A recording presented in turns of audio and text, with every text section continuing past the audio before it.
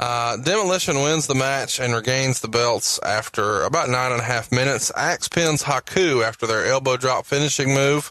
And after the match, Heenan seems to start blaming Andre for the loss, getting in his face and yelling at him, including the phrase, "I'm the fucking boss," which the microphones pick up. Do you remember there being a reaction to this backstage that slipped out? No, and knowing Bobby, he probably didn't say fucking. He probably said fudging or funning or something, because Bobby was very cognizant of stuff like that. He would say, like, "I don't give a shia," and make you think he said that. But it was, you go back and watch that, and Bobby just being Bobby. Good God, he was great here. The sad part was when Andre went to slap. And he missed. And he missed. And thank God Bobby didn't sell it. Yeah. And Bobby held his ground, and he knew another one was coming. But Andre, being Andre and loving Bobby as much as he did, didn't whack the shit out of him. Didn't want to hurt him. Yeah. Yeah. And that's, Andre could be very gentle if he liked you and wanted to. Yeah, I mean, Heenan does his best here to make it look believable. And when he's punched, he sells it like a giant has punched him. Selling like a drunk man. I don't think Heenan gets enough love for the bumps he took as a manager. Where do you rank Bobby all time? Number 1. I agree. This is actually Andre's last televised match with the WWF, and he would continue to do some international tours as a part of tag matches and continue to make some appearances for the WWF. But this was his last televised match. Did you guys know going into this was going to be his last match, or was that just apparent when you saw it? No, it was intended to be his last match for a while, and there was an attempt made to bring Andre back after WrestleMania 7. But he was on crutches by then. He did. No, actually, he wasn't on crutches at 7. He was still moving around. Right after 7, shortly thereafter, he was on the crutches. But he wasn't feeling well, and he was having a harder and harder time getting around every day. So the idea was let him get some rest, bring him back in a feature role, and maybe get 2 to 3 appearances out of him a year. It feels like, the plan here was certainly to turn him babyface just so he could finish as a babyface and do the appearance gigs. Were you watching this match with Vince and Gorilla?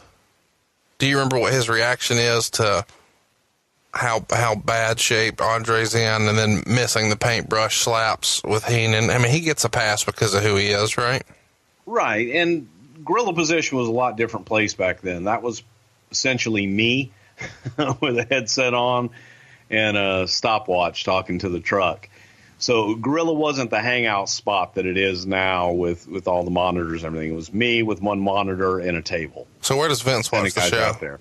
Vince would either watch it from another monitor or in his office, or maybe from the curtain. The Torch reports that the WWF gave Andre a finish date of April 15th in Bloomington, Minnesota, but Andre no-showed. Who tells Andre they're wrapping him up? How did he take it? Was he upset? And did he no-show in protest, in your opinion? I don't know that that's true. I don't believe that that's true. Andre may have missed a shot, but like I said, the idea was always for Andre to have the match at WrestleMania, do the babyface turn, take some time off, and then there was going to be an attempt to bring him back and feature him a couple times a year. It was just announced that Bill Simmons is going to do a documentary on Andre for HBO, and you can bet when it comes out, we will have a companion piece of sorts to follow it, much like we did for the XFL. In the meantime, can you give us a taste and tell us any other Andre story, Bruce? Nobody ever gets tired of those. My Andre stories are drinking stories, and it was always an honor and a privilege to be able to be included at the bar when the boss was holding court.